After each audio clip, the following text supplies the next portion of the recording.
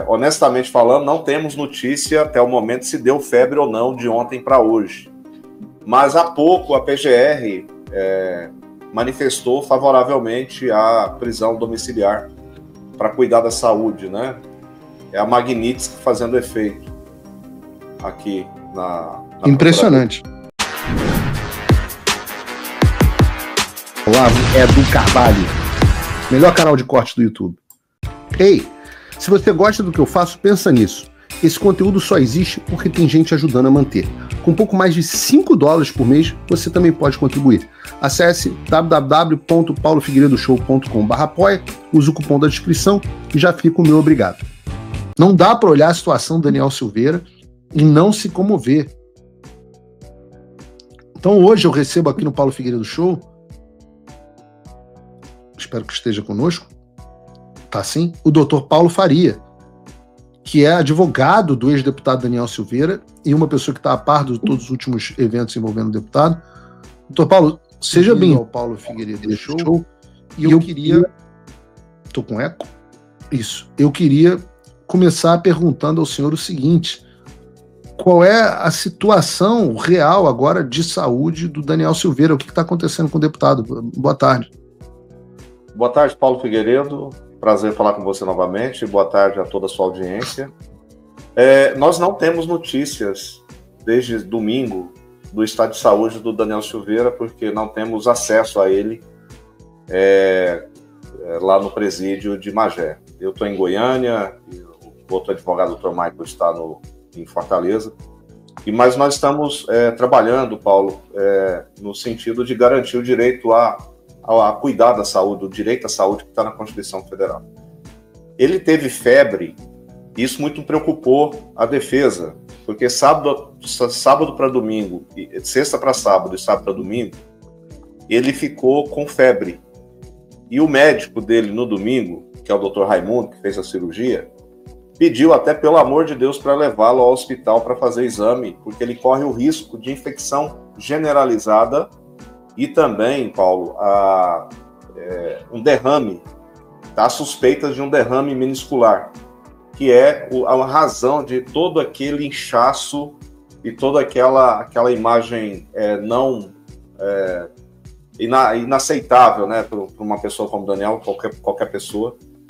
Então, assim, honestamente falando, não temos notícia até o momento se deu febre ou não de ontem para hoje. Mas há pouco a PGR manifestou favoravelmente a prisão domiciliar para cuidar da saúde, né? É a Magnitsky fazendo efeito aqui na impressionante.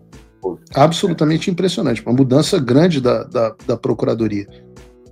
Então, estamos esperando aí para as próximas 2 horas aí. O que doutor, explica aqui para a audiência, por favor. Eu estava, inclusive, vendo essa reportagem que chegou aqui para mim enquanto o senhor estava falando. O que é essa prisão humanitária? Explica para a gente, por favor. A prisão, a domiciliar humanitária, é quando o sistema penal não tem condições de cuidar da saúde do preso.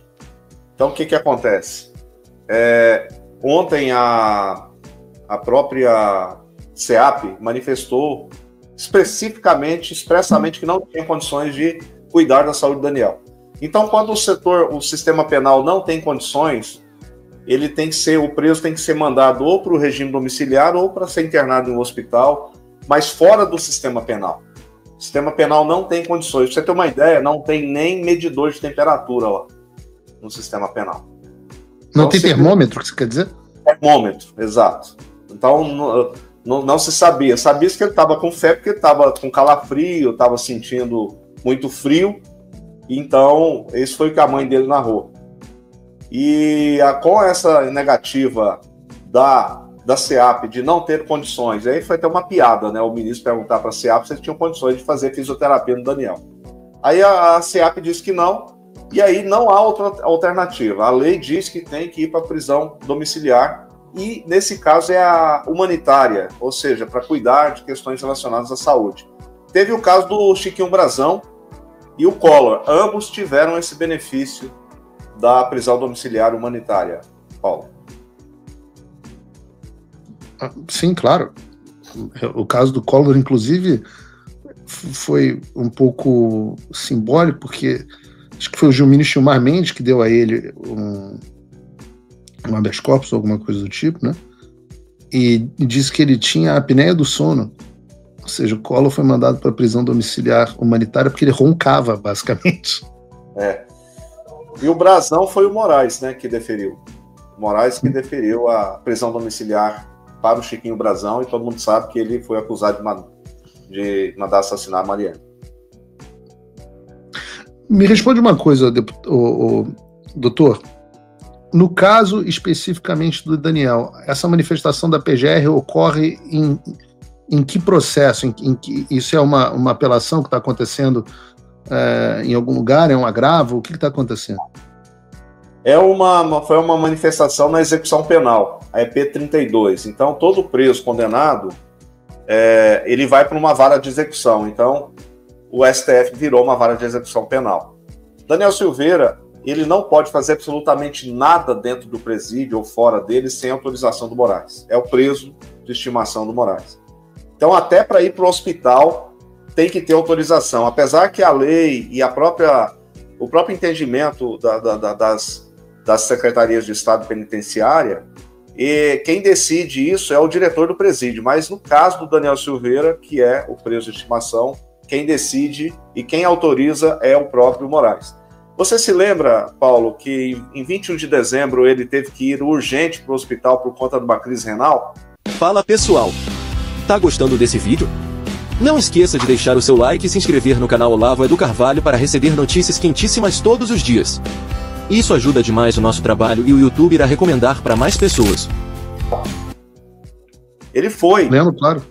E 3 dias depois ele foi mandado de volta para a prisão porque supostamente ele havia descumprido, ou seja, não pediu permissão para o Moraes para ir no hospital. E engraçado que nessa época ele não pediu a opinião da PGR, ele de ofício ele decretou a prisão.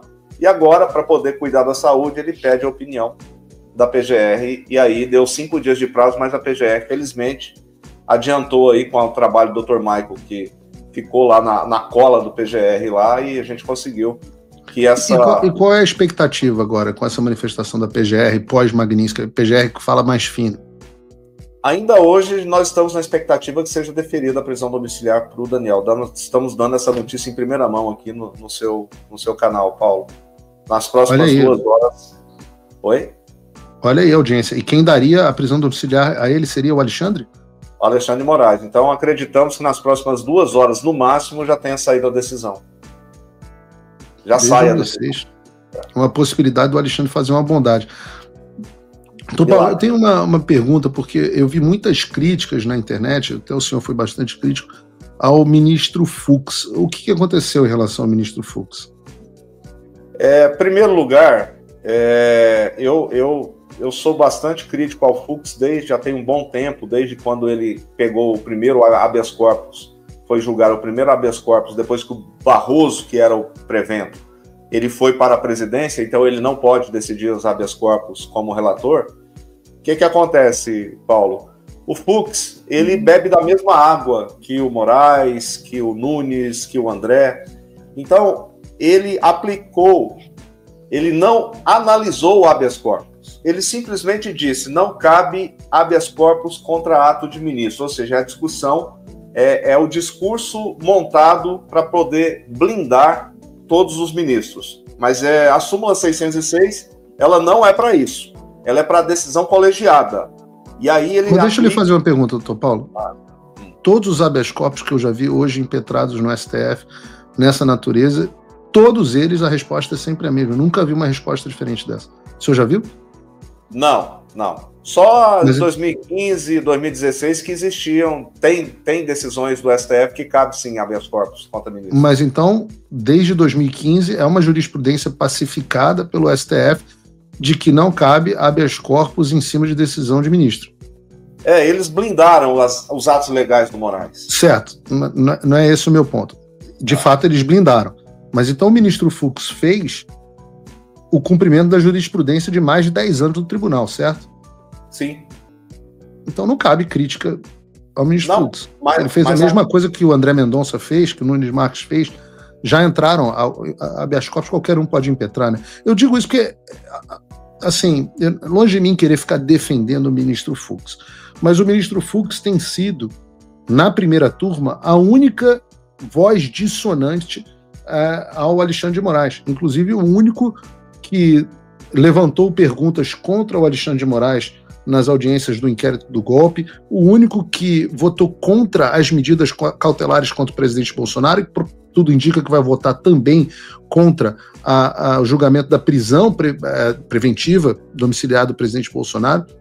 E quando eu vejo as pessoas na internet que pegam uma pessoa que está vindo para o nosso lado e apedrejando e atacando de forma completamente descabida, porque não há objeto para você atacar a pessoa, isso mais atrapalha do que ajuda, você não acha, não?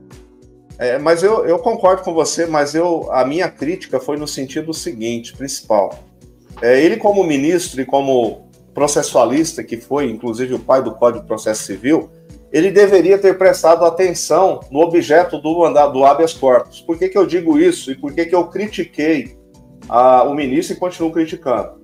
Não é o fato dele aplicar a súmula 606, é o fato de ele falar que não cabe habeas corpus contra a decisão de ministro quando não tinha decisão. Quando não há decisão nesse caso. Há uma omissão.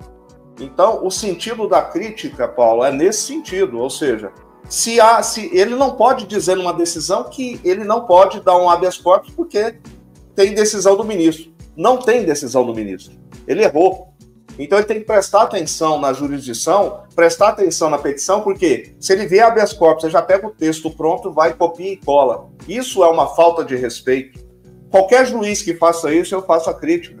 Então, ele deveria ter prestado atenção que o objeto do habeas corpus é a omissão do ministro e não uma decisão. Se ele observasse, ele teria decidido favoravelmente, teria concedido a ordem.